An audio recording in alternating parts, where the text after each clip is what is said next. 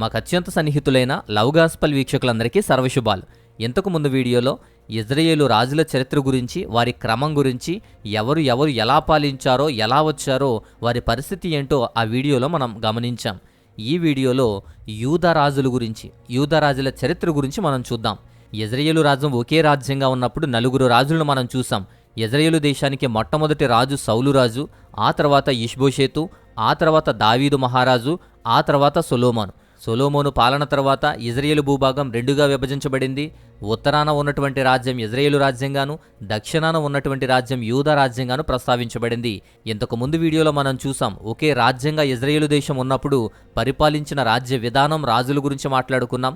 ఉత్తరాన పాలించినటువంటి ఇజ్రాయేలు రాజ్యాన్ని పరిపాలించిన 19 మంది రాజులు కూడా దుష్ట స్వభావం కలిగిన వారు, చెడుతనాన్ని అవలంబించిన వారు, విగ్రహారాధన ప్రవేశపెట్టిన వారు, పైగా ఒకరిని చంపుకుంటూ ఒకరు ఆ సింహాసనాన్ని అధిష్ఠించిన వారు. అలా 19 మంది రాజులు, మొదటి యెరోబాము నుంచి హోషియా వరకు కూడా 19 మంది రాజులు ఉత్తరాన ఉన్నటువంటి ఇజ్రాయేలు రాజ్యాన్ని పరిపాలించారు.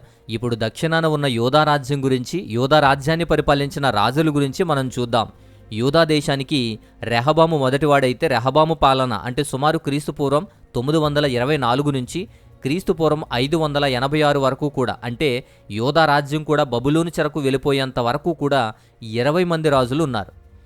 ఇజ్రాయేలు మాదిరిగా కాకుండా యూదా రాజ్యంలో ఉన్నటువంటి రాజులు మంచి రాజులు ఉన్నారు, దుష్టరాజులు ఉన్నారు. యూదా రాజుల్లో మొదటి రాజు రెహబాము ఎవరు అంటే సొలొమోను కుమారుడైన ఈ రెహబాము ఈ యూదయా దేశానికి మొదటి రాజుగా ఎన్నుకొని దేవుణ్ణి అనుసరించాడు. మొదట్లో దేవుణ్ణే అనుసరిస్తూ వచ్చాడు. కానీ తండ్రికున్న అదే బలహీనతలు ఇతనిలో కూడా ఉన్నాయి. కామము, మోహము, వ్యసనాలు అవన్నీ కూడా ఇతన్ని చుట్టుముట్టి అతన్ని దిగజార్చేశాయి. రెహబాము యూదాను 17 సంవత్సరాలు పరిపాలించాడు. అతను ప్రజలను ఇతర దేవుళ్లను పూజించేలాగా, అన్యదేవుళ్లను పూజించేలా కూడా నడిపించాడు.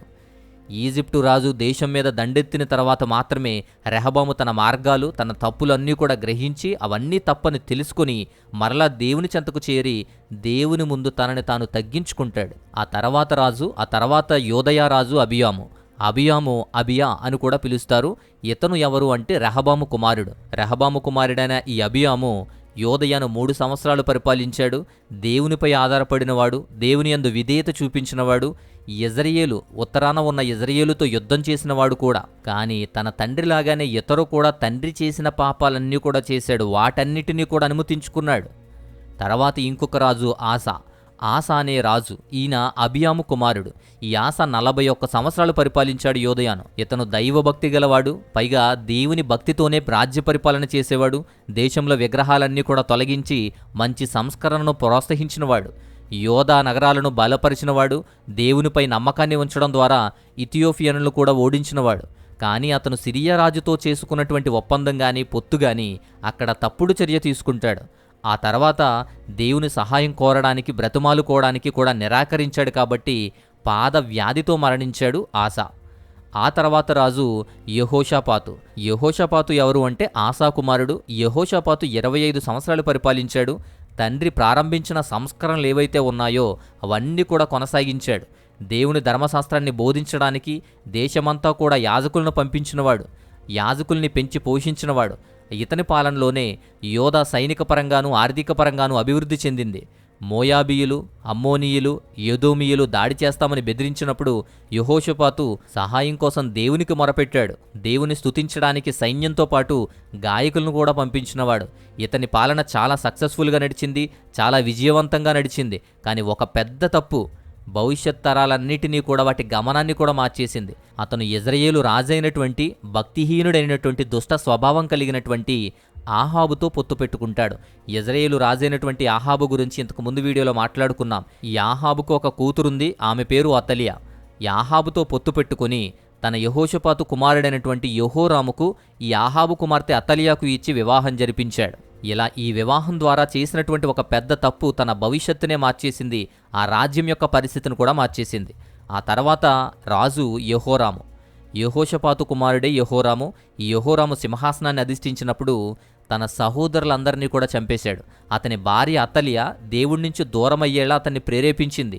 అతను దేవుడి నుంచి దూరమైపోయాడు. అలా మారిపోయిన యెహోరాము వల్ల పరిణామాలనేవి అనుభవించాల్సి వచ్చింది. దేవుని ఆశీర్వాదం దూరమైపోయింది, రక్షణ లేకుండా దూరమైపోయింది. ఏదోము, లిబ్నా వంటి దేశాలు యోధా దేశంపై తిరుగుబాటు చేయడంతో యోధా అశాంతిని అనుభవించింది. చివరికి యెహోరాము 8 సంవత్సరాలు పరిపాలించిన తర్వాత నయం చెయ్యలేని ఒక వ్యాధి అనుభవించి మరణించాడు. ఆ తర్వాత రాజు ఆహజ్యా. ఆహజ్యా ఎవరు అంటే యెహోరాము కుమారుడే. ఉత్తరాన ఉన్న ఇజ్రాయేలు రాజ్యం యొక్క రాజు ఆహాబు యొక్క మనవడు కూడా ఈ అహజ్యా. అతను దేవుణ్ణి అనుసరించడానికి బదులుగా తన తల్లిని అనుసరిస్తూ వచ్చాడు. ఇతరుల సలహాదారులు కూడా తప్పుడు సలహాలు వినేవాడు. సింహాసనంపై కేవలం ఒకే ఒక సంవత్సరం. ఆ సంవత్సరం తర్వాత ఆహజ్యాను యెజ్రెయేలుల రాజు యోహు చంపేశాడు. అలా యోదయ రాజు ఆహజ్యా చనిపోతాడు. ఆ తర్వాత సింహాసనాన్ని అధిష్ఠించింది అతలియా అనే ఒక స్త్రీ. అతలియా యోదయను పాలించిన ఏకైక స్త్రీ, ఒకే ఒక స్త్రీ. ఆమె మంచిదేమీ కాదు, చెడ్డదే. ఎలా అంటే యెజ్రెయేలు రాజు ఆహాబు యొక్క కుమార్తె, పైగా యెజబేలు కుమార్తె. యెజబేలు ఎంత దుష్ట స్వభావంతో ఉంటుందో మనకు తెలుసు.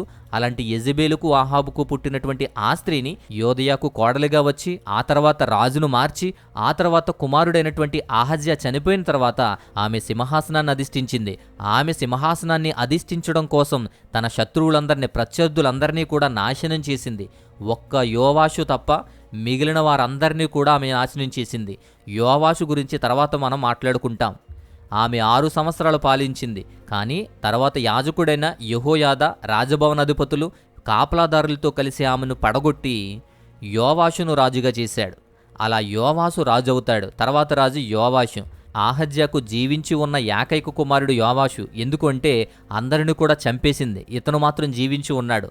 అతల్య రాజకుటుంబాన్ని హత్య చేస్తున్నప్పుడు అతని అత్త అది గ్రహించి యెహోషబ త్వరగానే ఒక యాక్షన్ ప్లాన్ తీసుకుంటుంది, ఒక పన్నాగం పన్నుతుంది. యెహోషబ యాజకుడైన యెహోయాదాతో కలిసి యోవాషును 6 సంవత్సరాలు దేవాలయంలో దాచిపెట్టింది. దేవుని గురించి బోధించింది, అతను కనపడకుండా దాచింది. యోవాషుకు 7 సంవత్సరాల వయసు వచ్చినప్పుడు యెహోయాదా రాణి అయినటువంటి అతల్యపై తిరుగుబాటు ద్వారా అతని రాజ్యానికి రాజుగా ప్రకటించుకుంటాడు. యెహోయాదా జీవితకాలంలో యోవాషు దేవుణ్ణి గణపరిచినవాడు, ఆలయాన్ని మరమ్మతులు చేయడానికి డబ్బును సేకరించినవాడు. కానీ విచారకరంగా యెహోయాదా చనిపోయినప్పుడు యోవాషు విగ్రహాల వైపు మొగ్గు చూపుతాడు. తన సందేశమంతా అతనికి నచ్చకపోవడంతో ప్రవక్త అయినటువంటి జెకర్యా, యెహోయాదా బంధువే ఈ జెకర్యా, ఈ ప్రవక్త జెకర్యా మరణానికి కూడా ఆదేశించినవాడు. తర్వాత యోవాషు సేవకులు అతన్ని చంపడంతో అతని 40 సంవత్సరాలు పాలన అనేది ముగుస్తుంది. యోవాషు 40 సంవత్సరాలు పరిపాలిస్తాడు. తర్వాత రాజు అమజ్యా. యోవాషు కుమారుడైన అమజ్యా దాదాపు 29 సంవత్సరాలు యోదయను పరిపాలించాడు. ఇతను కూడా ఒక మంచి రాజు. ప్రవక్త ద్వారా తెలియచేయబడిన దేవుని సలహాలను పాటించాడు. అతను ఎదోమీయులను కూడా ఓడించాడు. అయితే యెరూషలేములో ఎదోమీయుల యొక్క విగ్రహాలను ప్రతిష్ఠించిన తర్వాత పరిస్థితులు దారుణంగా మారిపోయాయి. దేవుడు అతన్ని పిలవడానికి ఒక ప్రవక్తను ఆయన దగ్గరకు పంపిస్తాడు. కానీ ఈసారి మాత్రం అతను వినడానికి కూడా ఇష్టపడాడు. కాబట్టి దేవుని ఆశీర్వాదము, సహాయము లేకుండా అతను యెజ్రెయేలీలతోనూ రాజు యెహోయాషుతో జరిగిన యుద్ధంలో ఓడిపోతాడు. చివరికి కుట్రదారుల బృందం అతన్ని హత్య చేస్తుంది, అతను చనిపోతాడు. ఆ తర్వాత రాజే ఉజ్జియా లేదా అజర్యా లేదా ఉజ్జియా అంటారు. ఉజ్జియాను కూడా పిలువబడేటువంటి అజర్యా అనేటువంటి వ్యక్తి 52 సంవత్సరాలు యోదయను పరిపాలించాడు. మంచిగానే తన పాలన ప్రారంభించాడు. కానీ గర్వం అతని పతనానికి దారితీసింది. ఆలయంలో యాజకులు మాత్రమే చేయగలిగిన ఆరాధనను తాను కూడా చేయగలను అని, బలిపీఠం మీద ధూపం వేయగలను అని అతను భావించాడు. అతని అహంకారం తీర్పుకు దారితీసింది. అతను కూడా కుష్టు వ్యాధితో చాలా బాధపడతాడు. కుష్టు వ్యాధి వచ్చి హింసించబడతాడు. ఆ తర్వాత రాజు యోతాము. అజర్యా కుమారుడే యోతాము. 16 సంవత్సరాలు పరిపాలించిన రాజు, దైవభక్తి కలిగినటువంటి రాజు. అతను యెరూషలేములో దేవుని యొక్క ఆలయానికి మరమ్మతులు చేయడంలో కూడా సహాయం చేశాడు. యోదయపై దాడి చేసినటువంటి అమ్మోనీయులను సహితం ఓడించినవాడు యోతాము.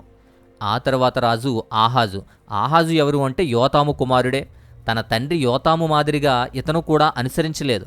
చుట్టుపక్కల దేశాల యొక్క దుష్ట ఆరాధనలు, దుష్ట పద్ధతులన్నీ కూడా స్వీకరించాడు. చెడ్డ ఎగ్జాంపుల్స్ అన్నీ కూడా తన దేశానికి తెచ్చుకున్నాడు. బయలు విగ్రహాన్ని సేవించడం కానీ, పిల్లలను బలి ఇచ్చేటువంటి అన్యమత ఆచారాలు కానీ అవన్నీ కూడా దేశానికి తెచ్చాడు. అతని పాలనలో దేవుని ఆలయం మూసివేయబడింది.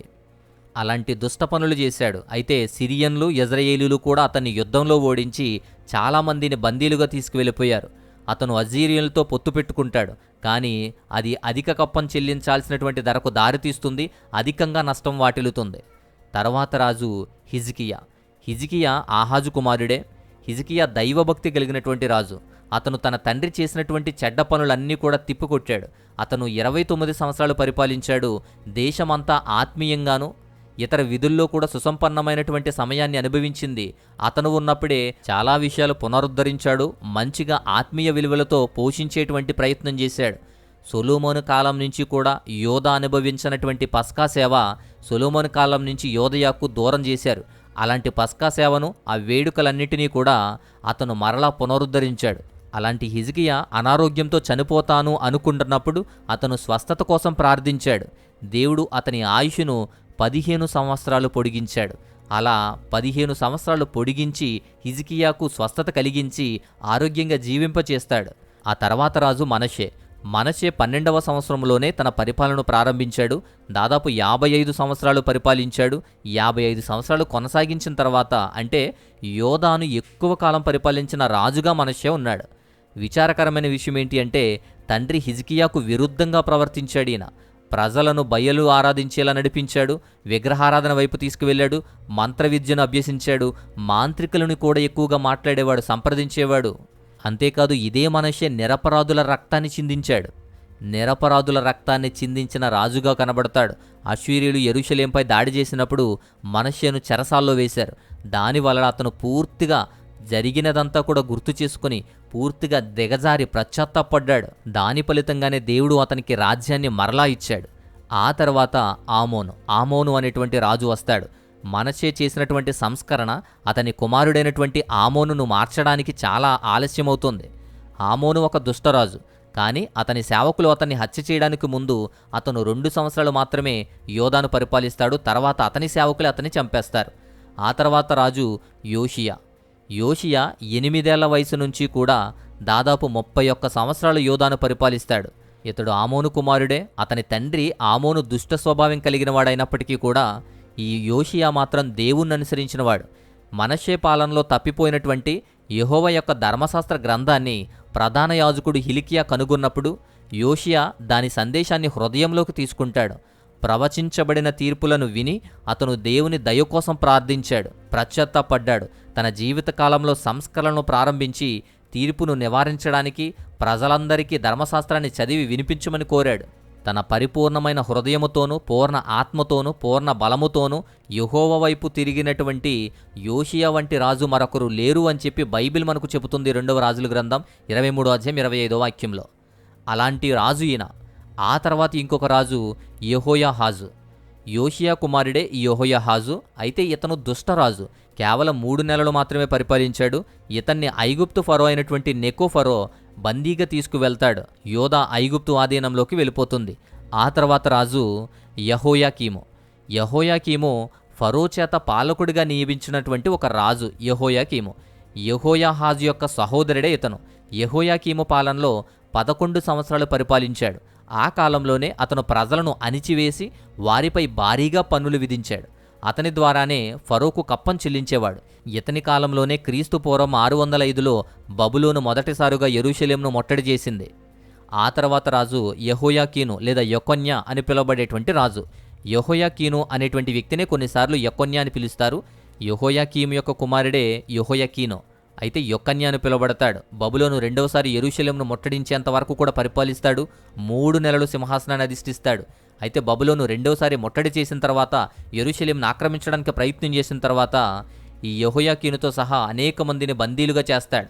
క్రీస్తుపూర్వం 561లో బబులోను వారు అతన్ని విడుదల చేసేంత వరకు కూడా అతను జైల్లోనే ఉంటాడు. ఆ తర్వాత యోదయ రాజు సిద్కియా యెహోయాకీను యొక్క సహోదరుడు సిద్కియా. బబులోను వారు నియమించినటువంటి ఒక ప్రముఖమైన నాయకుడే సిద్కియా. బబులోను నాయకులకు లోబడమని దేవుడు ఇచ్చిన సలహాను అతను వినడానికి నిరాకరించేవాడు. అతని పాలన 11 సంవత్సరాలు. 11 సంవత్సరాల పాలనలో వారికి వ్యతిరేకంగా తిరుగుబాటు చేశాడు. బబులోను వారు చివరిసారిగా యెరూషలేమును ముట్టడించి క్రీస్తు పూర్వం 586లో దానిని నాశనం చేశారు. అలా బంధించడం, దహించడం, అలాగే బందీలుగా తీసుకువెళ్ళిపోవడం ద్వారా, దాడి చేయడం ద్వారా యోధా రాజ్యమంతా కూడా విచ్ఛిన్నమైపోయింది. యోదయ రాజ్యం అక్కడితో అంతమైపోయింది. ఉత్తరాన ఉన్న ఇజ్రాయేలు రాజ్యమంతా కూడా క్రీస్తు పూర్వం 722లో అస్సీరులు దాడి చేసి అక్కడ సామ్రాజ్యాన్ని అంతం చేసి చెరగొనిపోతారు. అలాగే సౌత్లో ఉన్నటువంటి దక్షిణాన ఉన్నటువంటి యోధా రాజ్యంలో బబులోను వారు చెరగట్టుకుపోయి ధ్వంసం చేసి ఇక్కడ యోధా రాజ్యాన్ని కూడా నాశనం చేస్తారు. అలా ఇజ్రాయేలు రాజ్యాలు ఉత్తర రాజ్యం దక్షిణ రాజ్యం రెండూ కూడా నాశనం అయిపోతాయి. ఉత్తర రాజ్యాన్ని అశ్షూరీయులు తీసుకుని పోతే దక్షిణ రాజ్యాన్ని బబులోను వారు తీసుకుని వెళ్ళిపోతారు. అలా ఒకే దేశంగా ఉన్న ఇజ్రాయేలు రాజ్యం రెండుగా విభజించబడి రెండు రాజ్యాలు కూడా తర్వాత ధ్వంసమైపోతాయి, ఆ తర్వాత అంతమైపోతాయి.